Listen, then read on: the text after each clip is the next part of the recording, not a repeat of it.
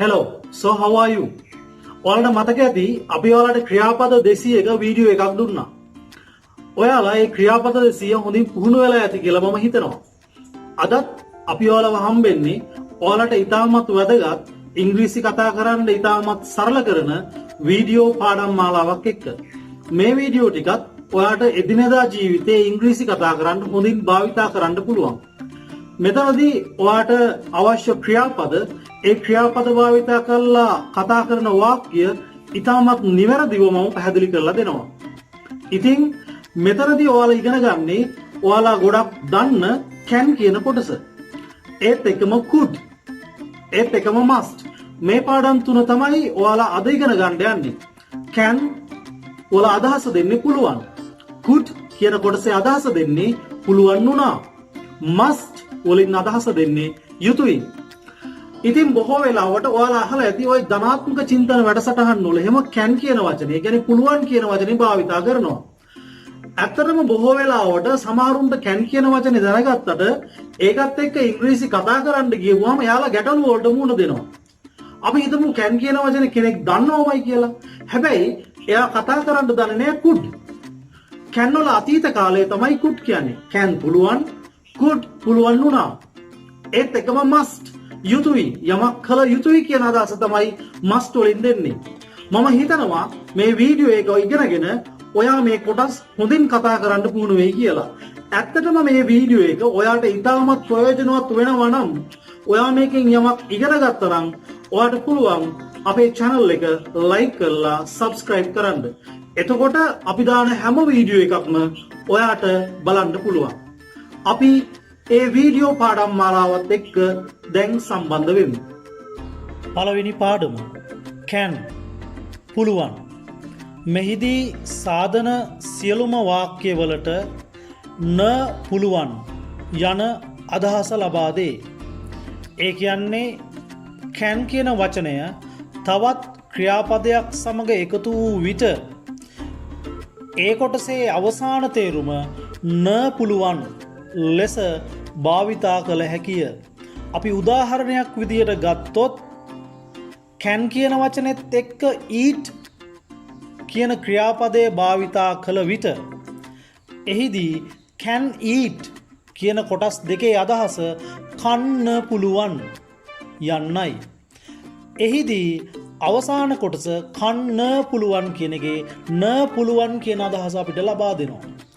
ඒ විදියට මේ can කියන වචනේත් එක්ක ක්‍රියාපද පාවිච්චි කරලා හදන හැම වාක්‍යයකටම න පුළුවන් යන අදහස ලබා දෙනවා. හැම පාඩමක්ම ඉගැන්වීමට කලින් ඒ සඳහා අවශ්‍ය වෙන ක්‍රියාපද 15 මම ඔයා එක්ක ශබ්ද නගා පුහුණු වෙනවා. ඔයත් උත්සාහ කරන්න මාත් එක්ක එම ක්‍රියාපද 15 හොඳින් කට ඇරලා ශබ්ද නගා පුහුණු වෙන්න. මේ හැම ක්‍රියාපදයකම කොටස් 5ක් තියෙනවා. ඒ පහම මම හැම පාඩමක් ආරම්භයේදීම ඔයත් එක්ක පුහුණු වෙනවා. ඉතින් අපි බලමු මොනවාද ඒ ක්‍රියාපද 15 කියලා. අංක 1 speak කතා කරනවා, speaks කතා කරනවා, spoke කතා කරා, spoken කතා කරලා, speaking කතා කරමින්.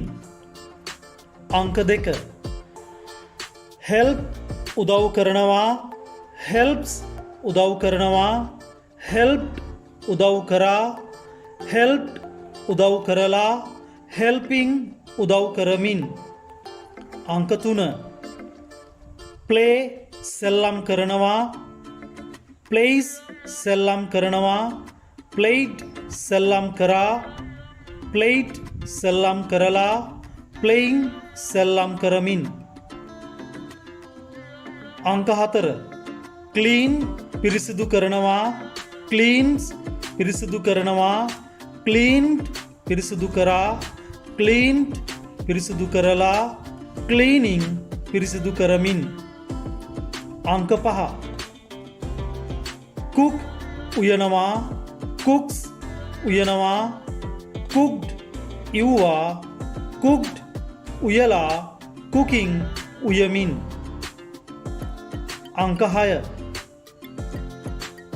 eat කනවා eats කනවා ate කෑවා eaten කාලා eating කමින්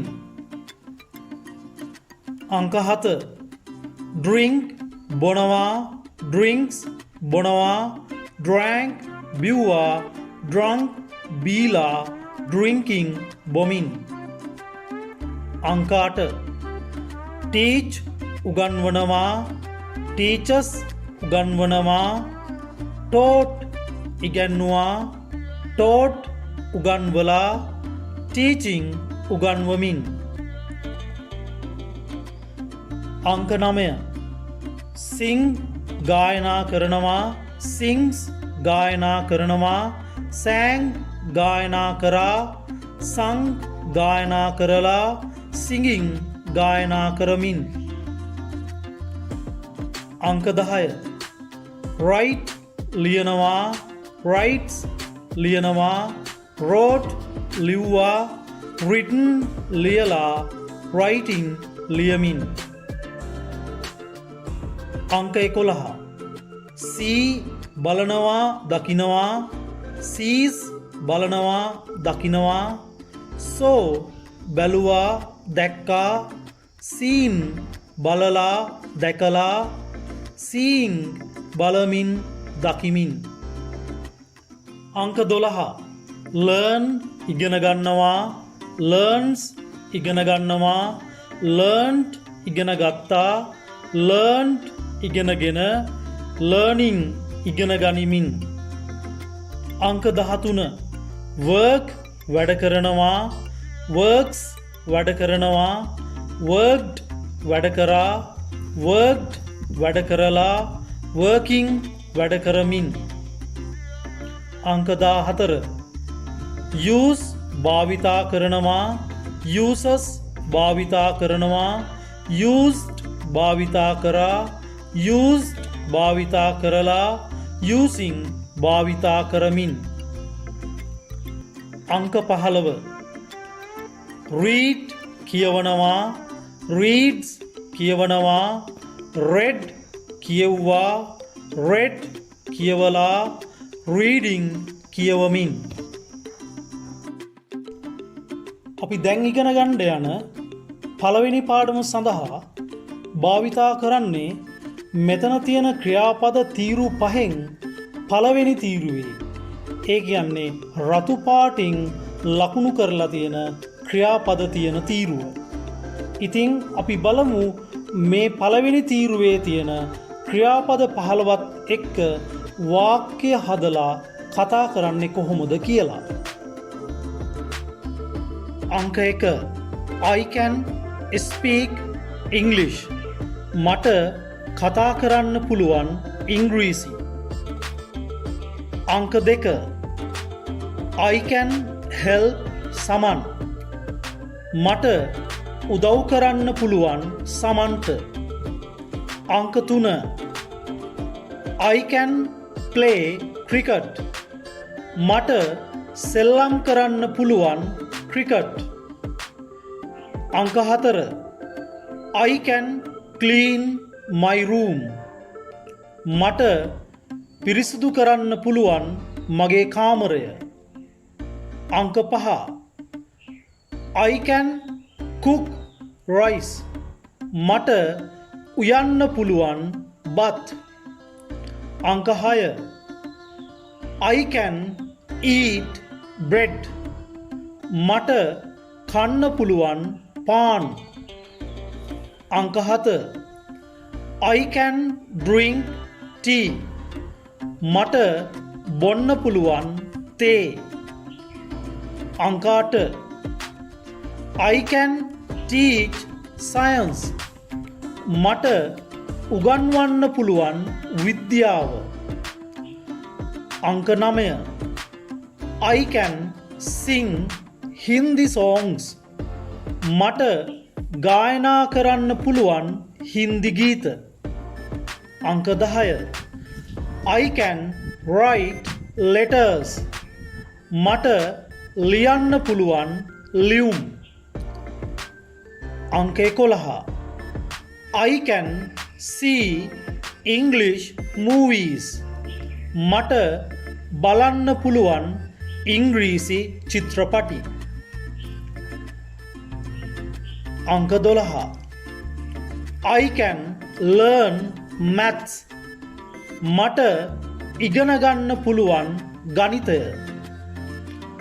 අංක 13. I can work with you. මට වැඩ කරන්න පුළුවන් ඔයත් එක්ක. අංක 14. I can use this computer. මට භාවිතා කරන්න පුළුවන් මේ පරිගණකය. අංක 15. I can read books. මට කියවන්න පුළුවන් පොත්. මේ උදාහරණ 15 ඔයා හොඳින් ශබ්ද නගලා පුහුණු වෙන්න. ඊට පස්සේ ඊළඟ පාඩමේදී ඔයාට ඉතාමත් නිවැරදි විදිහට ඒ කොටස් පුහුණු වෙන ආකාරය මම පැහැදිලි කරලා දෙනවා. දෙවනි පාඩම could පුළුවන් වුණා. මෙහිදී සාධන ලැබෙන සෑම වාක්‍යයකම අවසානයේට න පුළුවන් වුණා යන අදහස ලැබෙන විදිහට තමයි වාක්‍ය නිර්මාණය වෙන්නේ. අපි උදාහරණයක් විදිහට ගත්තොත් could කියන වචනේත් එක්ක eat කියන ක්‍රියාපදය භාවිතා කළ විට ලැබෙන සිංහල තේරුම වෙන්නේ කන්න පුළුවන් වුණා යන කොටසයි. එහි අවසානයේට අපිට දකින්න පුළුවන් න පුළුවන් වුණා යන අදහස. can සහ could අපි ඉංග්‍රීසි කතා කරන්න ඉතාමත්ම වැඩිපුර භාවිතා කරන කොටස් දෙකක්. can භාවිතා කරපු විදියටමයි could කියන කොටසත් අපි භාවිතා කළ යුතු වන්නේ. ඔයාලට මතක ඇති අපි can පාඩම පටන් ගන්න කලින් ක්‍රියාපද 15ක් පුහුණු වුණා. ඒ ක්‍රියාපද 15 අපි can එකත් එක්ක භාවිතා කරේ පළවෙනි තීරුවේ තියෙන ක්‍රියාපදය. ඒ කියන්නේ මම රතු පෑනින් ලකුණු කරලා තියෙන ක්‍රියාපද තීරුව. could වලටත් කිසිම වෙනසක් නැතුව පළවෙනි තීරුවේ එනම් රතු පෑනින් ලකුණු කරලා තියෙන තීරුවේ තියෙන ක්‍රියාපද සියල්ල ඒ ආකාරයෙන්ම භාවිතා කරන්න පුළුවන්. can වෙනුවට could කියන වචනය ආදේශ කළ විට ලැබෙන්නේ පුළුවන් කියන එක වෙනුවට පුළුවන් වුණා යන තේරුම පමණයි. බොහෝ වෙලාවට බහුතරයක් can කියන වචනයත් එක්ක වාක්‍ය හදන්න දැනගත්තත් could කියන වචනයත් එක්ක වාක්‍ය සෑදීමේදී සමහරු ගැටලු වලට මුහුණ දෙනවා. එයාලා හිතනවා can ඒ කියන්නේ පුළුවන් කියන වචනේත් එක්ක පළවෙනි තීරුවේ ක්‍රියාපදය භාවිතා කරනවා නම් could කියන වචනේත් එක්ක එනම් පුළුවන් වුණා කියන වචනේත් එක්ක භාවිතා කළ යුතු ක්‍රියාපදයක් වෙනස් වෙනවා කියලා. එහෙම කිසිම වෙනසකට ලක් වෙන්නේ නැහැ ක්‍රියාපදේ. එම නිසා ඔයා හොඳින් මතක තියාගන්න ඕනේ මෙය can පුහුණු වුණ ආකාරයෙන්මයි පුහුණු වෙන්නේ. මෙතනදී මම ඔයාට පළවෙනි පාඩමේ වගේම මේ දෙවනි පාඩම සඳහාත් උදාහරණ 15ක් ඉතාමත් නිවැරදි ආකාරයට පුහුණු වීම කරනවා. ඔයා මාත් එක්ක හොඳින් ශබ්ද නගලා කට ඇරලා ඒ ක්‍රියාපද නිවැරදි ආකාරයට භාවිතා කරන වාක්‍ය 15 හොඳින් පුහුණු වෙන්න.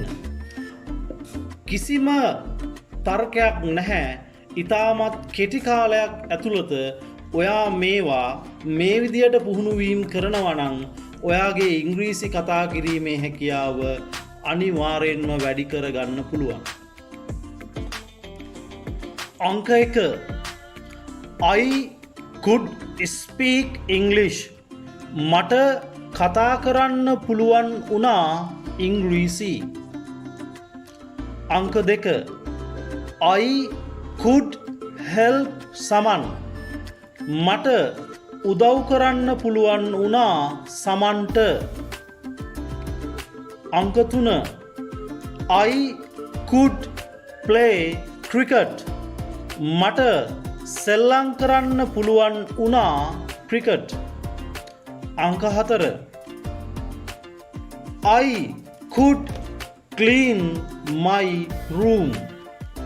මට පිරිසිදු කරන්න පුළුවන් වුණා මගේ කාමරය. අංක 5 I could cook rice. මට උයන්න පුළුවන් වුණා බත්. අංක 6 I could eat bread. මට කන්න පුළුවන් වුණා පාන්. අංක 7 I could drink tea. මට බොන්න පුළුවන් වුණා තේ.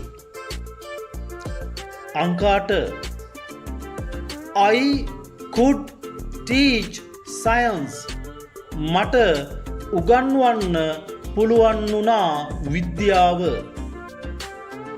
අංක 9 I could sing Hindi songs. මට ගායනා කරන්න පුළුවන් වුණා හින්දි ගීත. අංක 10 I could write letters. මට ලියන්න පුළුවන් වුණා ලියුම්. අංක 11 I could see English movies. මට බලන්න පුළුවන් වුණා ඉංග්‍රීසි චිත්‍රපටි. අංක 12 I could learn maths. මට ඉගෙන ගන්න පුළුවන් වුණා ගණිතය. අංක 13 I could work with you. මට වැඩ කරන්න පුළුවන් වුණා ඔයත් එක්ක. අංක 14 I could use this computer. මට භාවිතා කරන්න පුළුවන් වුණා මේ පරිගණකය. අංක 15 I could read books. මට කියවන්න පුළුවන් වුණා පොත්. මෙහිදී මේ උදාහරණ 15ේම ආරම්භයට සිටින පුද්ගලයා විදිහට මම භාවිතා කරේ I. මේ උදාහරණ 15න් යට ඔයාට තියෙනවා පුද්ගලයෝ පිරිසක් මම දාලා. මෙහිදී I වෙනුවට ඒ පහත සඳහන් ඕනෑම පුද්ගලයෙක් භාවිතා කරන්න පුළුවන්. එවිට ඔබට එහි තේරුම ඒ ආකාරයෙන්ම වෙනස් කරලා භාවිතා කරන්න පුළුවන්. මම හිතනවා ඔබ මේවා නැවත නැවතත් හොඳින් පුහුණු වෙයි කියලා. ඔබට ඉංග්‍රීසි කතා කිරීමට ඉතාම ඉක්මනින් හැකියාව ලැබෙන්න කියලා මම ප්‍රාර්ථනා කරනවා. තුන්වෙනි පාඩම must යුතුයි. මෙහිදී must වෙනුවට should භාවිතා කරන අවස්ථාත් තියෙනවා. නමුත් මෙම කොටසේදී මම ඔයාට උගන්වන වාක්‍ය 15ම සඳහා භාවිතා කරන්නේ must කියන වචනයයි. ඔයාට must වෙනුවට should කියන වචනය ආදේශ කර ඒ වාක්‍ය 15ම හොඳින් පුහුණු වෙන්න පුළුවන්. නමුත් මේ must සහ should කියන වචන දෙකේ යම් වෙනසක් තියෙනවා. must කියන වචනය භාවිතා කරලා වාක්‍යයක් නිර්මාණය කළ විට එහිදී එම ක්‍රියාව අනිවාර්යෙන්ම කළ යුතුයි යන අදහස වාක්‍ය තුලින් පෙන්වා දෙනවා. නමුත් should කියන වචනය භාවිතා කර වාක්‍යයක් නිර්මාණය කළ විට එහිදී ඒ අදහස අනිවාර්යෙන්ම කළ යුතුයි යන බවක් ප්‍රකාශ වෙන්නේ නැහැ. යුතුයකමක් විදියට සම්ප්‍රදායක් විදියට කළ යුතුයි යන අදහස එහිදී පවසනවා. අපි හිතමු උදාහරණයක් විදිහට ඔයා රස්සාවකට යනවා. රස්සාවකට ගියපුවාම ඔයා එතනදී අනිවාර්යෙන්ම වැඩ කරන්න ඕනේද? එහෙම නැත්නම් එතනදී යුතුයකමක් සම්ප්‍රදායක් විදිහට වැඩ කරන්න ඕනේ? ඔයා කැමති වෙලාවට වැඩ කරනවා, අකමැති වෙලාවට වැඩ නොකර ඉන්නවා. එහෙම කරන්න බෑ. එම නිසා එතනදී අනිවාර්යෙන්ම වැඩ කළ යුතුයි. එවැනි අවස්ථාවලට must භාවිතා කරන්න පුළුවන්. ඒත් ඔයා හිතන්න ඔයාට හම්බෙනවා පාරේදී ඔයාට උගන්වපු ගුරුවරයෙක්. එයාට ගරු කළ යුතුයි කියන එක අනිවාර්ය දෙයක්ද? නැහැ. එයාට ගරු කළේ නැති වුණා කියලා අපිට කිසි ප්‍රශ්නයක් වෙන්නේ නැහැ. ඒත් අපේ යුතුයකමක් සම්ප්‍රදායක් විදිහට අපි ඒ ගුරුවරයාට ගරු කරලා කතා කරනවා. අන්න එවැනි තැන්වලදී ඔයාට should භාවිතා කරන්න පුළුවන්. ඒ කෙසේ වෙතත් must කියන වචනය වගේම should කියන වචනයත් එක්කත් යෙදෙන අදහස වෙන්නේ යුතුයි යන අදහස. අපි උදාහරණයක් විදියට ගත්තොත් තවත් must කියන වචනේත් එක්ක eat කියන ක්‍රියාපදයේ භාවිතා කළ විට අදහස ලැබෙන්නේ කෑ යුතුයි. eat කියන්නේ කනවට. එහෙමයි කියලා අපි කනවා යුතුයි කියලා කියන්නේ නැහැ. ඒ අපි භාවිතා කරන්නේ කෑ යුතුයි යන බවට වෙනස් කරගන්න ඕනේ. පොඩි සිංහල භාෂාවේ යම් වෙනසක් වෙනවා එතන. should eat must වෙනකොට should දාලා should eat කිව්වත් අදහස ලැබෙන්නේ කෑ යුතුයි යන අදහස තමයි. ලොකු වෙනසක් එතන පෙන්වන්නේ නැහැ. ඒ නිසා බහුතරයක් must භාවිතා කරන අවස්ථාවල should භාවිතා කරනවා. should භාවිතා කරන අවස්ථාවල must භාවිතා කරනවා. එහෙමයි කියලා එක ඉතාමත් බරපතල ගඩේ වරදක් නෙමෙයි. ඔයාට සරල, ඔයාට ලේසි ක්‍රමයක් භාවිතා කරලා කතා කරන්න පුළුවන්. මම ඔයාට පැහැදිලි කරේ එහි තියෙන වෙනස්කම් පමණයි.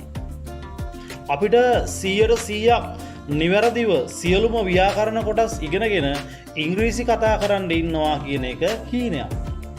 එම නිසා ඔයාට හම්බෙන අවස්ථාවෙන් ඔයා දන්න දේවල් නිතර හොඳින් බය නැතුව ශබ්ද නගලා කතා කරලා පුහුණු වෙන්න.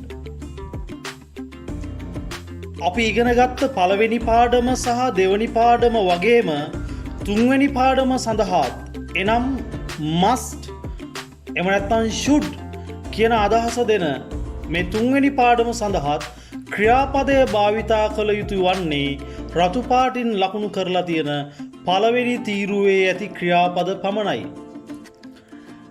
එම නිසා ක්‍රියාපදයේ කිසිම වෙනසක් වෙන්නේ නැහැ. මේ බවත් ඔයා පුහුණු වෙද්දී හොඳින්ම මතක තබා ගත යුතුයි. මේ වීඩියෝ එකේදී අපි ඉගෙන ගන්න අවසාන පාඩම තමයි මේ must එහෙම නැත්නම් should යන කොටස් එක අපි දැන් මේ ඉගෙන ගන්න. අපි must කියන කොටස සඳහා ඇති උදාහරණ 15 දැන් ඉගෙන ගමු. අංක 1 I must speak English. මම කතා කළ යුතුයි ඉංග්‍රීසි. අංක 2 I must help someone. මම උදව් කළ යුතුයි සමන්ට. අංක 3 I must play cricket. මම සෙල්ලම් කළ යුතුයි ක්‍රිකට්. අංක 4 I must clean my room. මම පිරිසිදු කළ යුතුයි මගේ කාමරය. අංක 5 I must cook rice. මම ඉවිය යුතුයි බත්. අංක 6 I must eat bread. මම කෑ යුතුයි පාන්. අංක 7 I must drink tea. මම බිව යුතුයි තේ. අංක 8 I must teach science. මම ඉගැන්විය යුතුයි විද්‍යාව. අංක 9. I must sing Hindi songs. මම ගායනා කළ යුතුයි හින්දි ගීත. අංක 10. I must write letters. මම ලිවිය යුතුයි ලියුම්. අංක 11. I must see English movies. මම බැලිය යුතුයි ඉංග්‍රීසි චිත්‍රපටි. අංක 12. I must learn maths. මම ඉගෙනගත යුතුයි ගණිතය. අංක 13. I must work with you. මම වැඩ කළ යුතුයි ඔයත් එක්ක. අංක 14. I must use this computer. මම භාවිතා කළ යුතුයි මේ පරිගණකය. අංක 15. I must read books. මම කියවිය යුතුයි පොත්. මෙහිදීද සියලුම වාක්‍ය සඳහා මම I භාවිතා කර ඇත. I වෙනුවට පහත සඳහන් ඕනෑම වචනයක් ආදේශ කර භාවිතා කළ හැකි. අපි උදාහරණයක් විදිහට I must speak English කියන වාක්‍යයේ I වෙනුවට you ආදේශ කළ විට ලැබෙන්නේ you must speak English. එවිට එහි තේරුම වන්නේ ඔයා ඉංග්‍රීසි කතා කළ යුතුයි. නැත්නම් ඔයා කතා කළ යුතුයි ඉංග්‍රීසි යන අදහසයි. සම්පූර්ණ ඉංග්‍රීසි පාඨමාලාව දින 10න් පළවෙනි කොටසේදී ඔයා ඉගෙන ගත්තේ can, could, must යන පාඩම් තුන පිළිබඳවයි. මේ විදිහේ පාඩම් 25ක් ඔයාට මෙම සම්පූර්ණ ඉංග්‍රීසි පාඨමාලාව යන වීඩියෝ තේමාව යටතේ මම ඉදිරිපත් කරනවා. ඇත්තෙන්ම මේ පාඩම් 25 ඔයා නිවැරදිව උනන්දුවෙන් කැපවීමෙන් පුහුණුවීම් කරනවා නම් ඔයාගේ ඉංග්‍රීසි දැනුම ඉතාමත් ඉහළ මට්ටමකට පත් කරගන්න පුළුවන්. ඉතින් මම ඔයාට නැවතත් සුබ පතනවා ඔයාගේ ඉංග්‍රීසි කතන හැකියාව සාර්ථක ලෙස වැඩි දියුණු කරගන්න හැකියාව ලැබේවා කියලා.